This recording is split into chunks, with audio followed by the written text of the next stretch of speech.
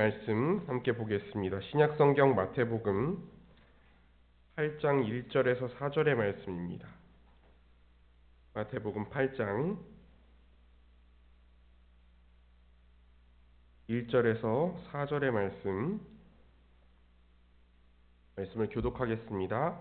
예수께서 산에서 내려오시니 수많은 무리가 따르니라.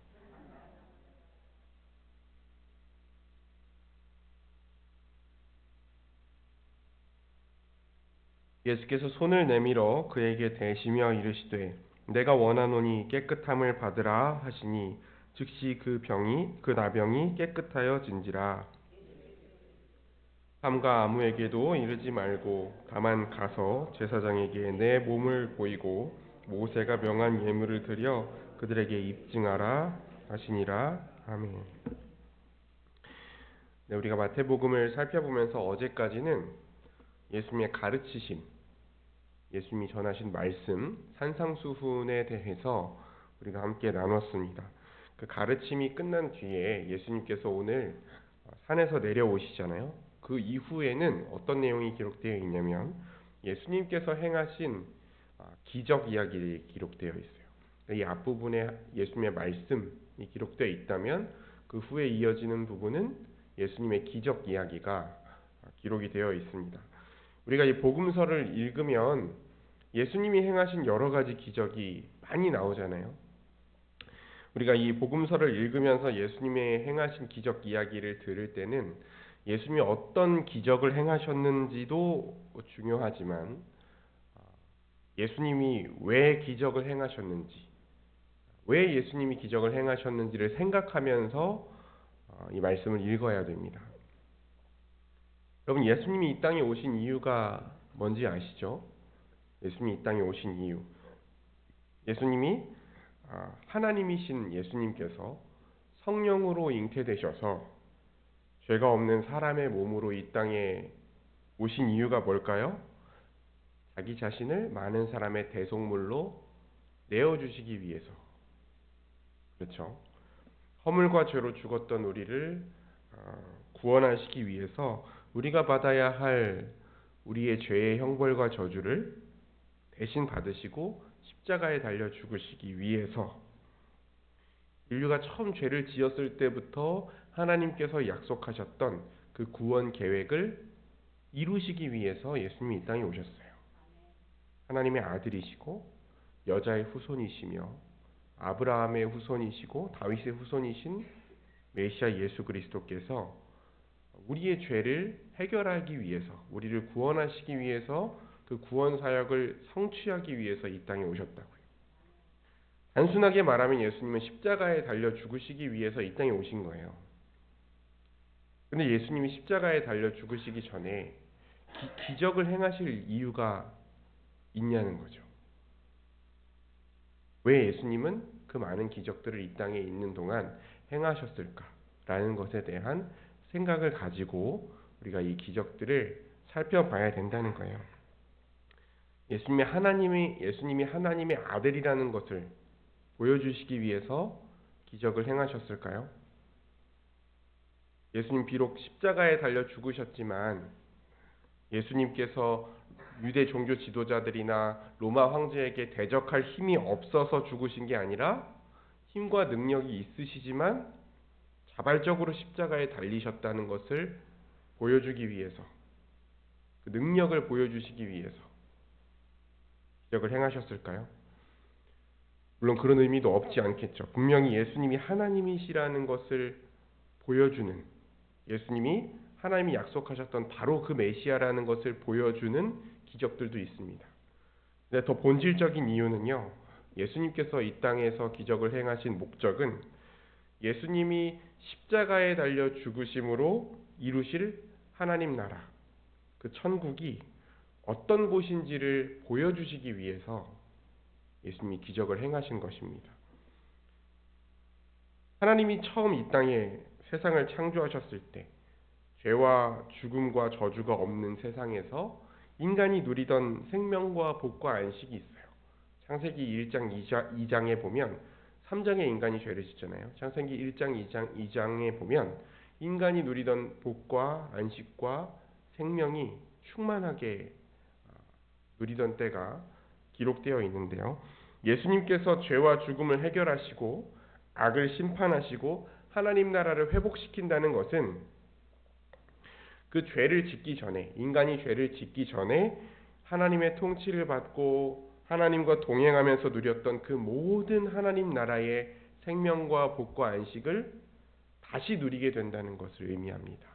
인간이 죄로 인해서 잃어버렸던 것을 다시 누리게 되는 걸 의미해요. 그 구원 안에 단지 지옥 가지 않는 것이 아니라 그 모든 하나님 나라의 생명과 복과 안식을 다시 누리게 된다는 것을 의미한다는 거예요. 지금도 예수 그리스도의 구원 사역을 믿고 우리가 영혼의 구원을 받고 이미 하나님 나라의 백성이 됐잖아요. 그런 우리가 이 땅에서 누리는 생명과 안식과 교회 공동체를 통해서 누리는 복이 있어요. 지금 이미 구원받은 우리도 이 땅에서 누리는 생명과 복과 안식이 있다는 거예요. 그런데 우리 주님 다시 오셨을 때, 예수님께서 다시 오셔서 완전한 하나님 나라, 그 새 하늘과 새 땅이 이루어졌을 때는 그 충만한 생명과 복과 안식을 하나님의 백성들이 다시 온전히, 오히려 처음 창조 때보다 더 충만하게 누리게 될 거거든요. 예수님이 행하신 기적은 그 하나님 나라가 얼마나 생명과 복과 안식이 풍성하고 충만한 나라인지, 그 나라가 어떤 나라인지 그걸 보여주는 것이 예수님의 기적이에요. 그 나라는 귀신의 포로가 되어서 지배를 받던 사람들이 자유를 누리게 되는 나라다. 병들어 고통받던 사람들이 치유를 얻고 건강하게 살아가는 나라다. 그 나라는 부정한 자들이 정결하게 되고 억압받고 소외되고 핍박받던 사람들이 공동체 안에서 사랑과 평안을 누리는 나라. 굶주린 자들이 마음껏 먹고도 12광주리가 남을 정도로 복된 나라. 그 나라가 예수 그리스도를 통해서 이루어질 하나님 나라라는 것을 예수님께서 기적을 통해서 눈으로 보여주시는 거예요. 산상수훈을 통해서 말씀으로 가르치셨다면, 예수님이 가르치심을 통해서 하나님 나라가 어떤 곳인지, 하나님 나라의 백성이 어떤 사람들인지를 말씀을 통해서 가르쳤다면, 기적을 통해서는 그 나라를 보여주시는 거죠. 그 나라가 어떤 나라인지 보여주시는 것입니다. 그 예수님이 행하신 기적 사건 중에 마태복음에서 오늘 등장하는 첫 번째 사건이 나병 환자가 깨끗하게 된 사건이에요. 우리가 오늘 읽은 본문이죠. 예수님께서 말씀을 마치고 산에서 내려오셨을 때 많은 사람들이 예수님을 따르고 있었어요. 그때 예수님과 무리 앞에 한 나병 환자가 나타났습니다. 뭐라고 얘기합니까? 주여 원하시면 저를 깨끗하게 하실 수 있나이다. 이렇게 말해요. 여러분, 이 나병은 전염성이 있고 또 당시에 고치기 어려운 질병일 뿐만 아니라 살이 썩어 들어가는 증상이 나타났기 때문에 구약 성경의 율법에 따르면 나병에 걸린 사람은 부정한 사람입니다. 부정한 사람. 정결법이라는 게 있잖아요. 구약의 정결법에 따르면 나병 환자는 부정한 사람이에요. 구약의 율법에서 정결한 것과 부정한 것은 사실 하나님께서 정하신 것이기 때문에, 하나님께서 주권적으로 정하신 것이기 때문에 어떤 기준으로 나눠진다라는 것에 대해서는 여러 가지 견해가 있습니다. 보통은 일반적으로는 생명으로부터 멀어지는 증상이 있으면 부정한 것으로 봐요. 생명으로부터 멀어지는 것. 그러니까 우리의 몸으로부터 생명을 상징하는 피나 물이 빠져나가는 현상에 대해서는 대부분 부정하다, 그렇게 얘기합니다. 그래서 혈루증이라든지 피가 계속 흘러나오는 혈루증의 환자를 부정하다고 보잖아요. 혈루증이라든지 여성이 출산하거나 생리하거나 혹은 사정하거나 우리 몸에 생명을 상징하는 물, 피 이런 것들이 빠져나갈 경우에 일반적으로 부정하고요. 또 썩어 들어가는 거나 죽는 것, 이런 것들 부정하게 봅니다. 죽음으로부터 가까워지는 것, 생명으로부터 멀어지고 죽음에 가까워지는 걸 부정하다, 이렇게 보통 판단하는데, 이 나병의 경우에 부정하다고 판단하는 거죠. 사람이 정결법에 따르면 사람이 부정한 것과 접촉을 하면 그 접촉한 사람도 일정 기간 동안 부정하게 돼요. 그렇기 때문에 그 정도가 심한 경우, 그러니까 부정함의 정도가 심한 경우에는 하나님의 공동체, 하나님의 언약 백성들이 머무는 공동체 밖으로 아예 쫓겨나서 그 부정함이 해결된 뒤에야 다시 하나님 나라의 공동체 안으로 들어올 수 있었습니다. 나병이 그 대표적인 경우였어요. 나병 환자는 제사장이 분별해서 완치 판정을 하기 전까지는 이스라엘 진 밖에, 성 밖에 격리돼서 거리두기를 하고 지내야 됐어요. 그러니까 나병 환자가 사실은 예수님 앞에 가까이 나온 것 자체가 정결규례를 어긴 상황이었습니다. 원래 나병 환자들은요, 진 밖에 있다가 사람들이 자기한테 가까이 오려고 해도 자기가 부정하다는 걸 알려야 됩니다, 먼저. 근데 예수님께 다가간 것이죠. 근데 예수님 어떻게 하셨어요? 3절을 보니까 예수께서 손을 내밀어 그에게 대시며 이르시되 내가 원하노니 깨끗함을 받으라. 이렇게 말씀하셨어요. 여러분, 나병 환자에게 손을 대면 돼요, 안 돼요? 안 됩니다. 부정해져요. 그런데 예수님은 나병 환자를 치유하시기 위해서 부정 환자를 멀리하지 않으시고 그에게 손을 대십니다.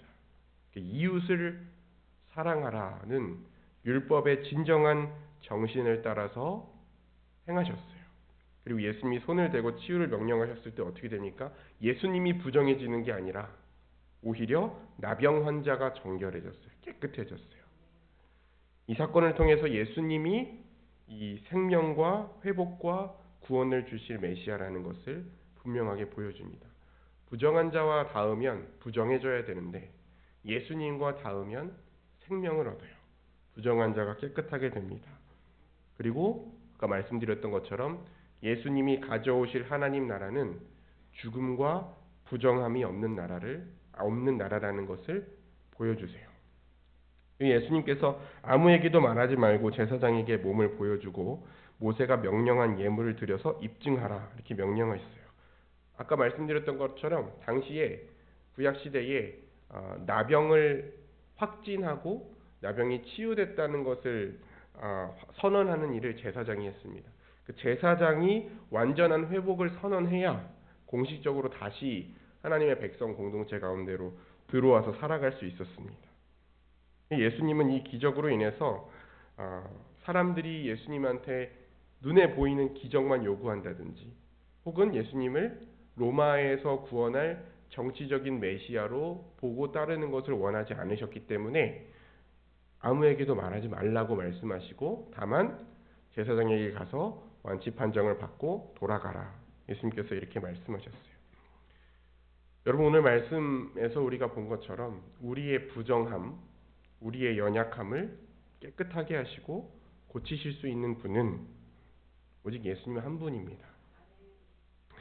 우리 주님은 이미 십자가에서 죽으심으로 이미 우리를 정결하게 하셨어요. 예수 그리스도 안에 있는 사람들은 이미 그리스도 안에서 정결함을 받은 사람들입니다. 우리가 이 새벽에 우리가 기도할 때에 우리가 그 거룩하고 정결한 하나님 나라의 백성이라는 그 신분에 합당한 모습으로 살아갈 수 있게 해달라고 이 새벽에 기도했으면 좋겠습니다. 우리가 변화되면 하나님이 우리를 백성 삼아 주시는 것이 아니라 하나님께서 이미 우리를 정결한 자, 하나님 나라의 거룩한 백성으로 우리를 이미 그리스도 안에서 변화시켜 주셨어요. 우리는 그 하나님께서 우리에게 하신 사실을 믿음으로 이미 우리가 그리스도 안에서 새로운 피조물이 되었고 새 사람이 되었고 하나님의 자녀가 되었고 정결한 자가 되었다는 그 믿음을 가지고 우리의 정체성에 합당한 삶을 살아나가는 것입니다. 우리가 우리의 신분에 어울리지 않는 행동들, 우리의 신분이 완전히 변했음에도 불구하고 여전히 그 신분에 어울리지 않게 하고 있는 행동들, 죄들, 어리석은 행동들, 연약한 부분들이 있다면 이 새벽에 다시 한번 우리의 정체성을 기억하고 믿음으로 그 모든 부정한 것으로부터 벗어나게 해주시기를 기도하기를 바랍니다. 그래서 하나님이 행하시는 그 성령의 역사로 우리 가운데 우리 거룩한 신분에 합당한 모습으로 변화가 우리 삶 가운데 나타나기를 주의 이름으로 축원합니다. 기도하겠습니다.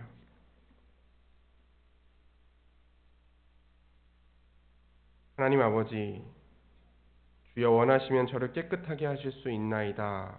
나병 환자가 외쳤을 때에 내가 원하노니 깨끗함을 받으라.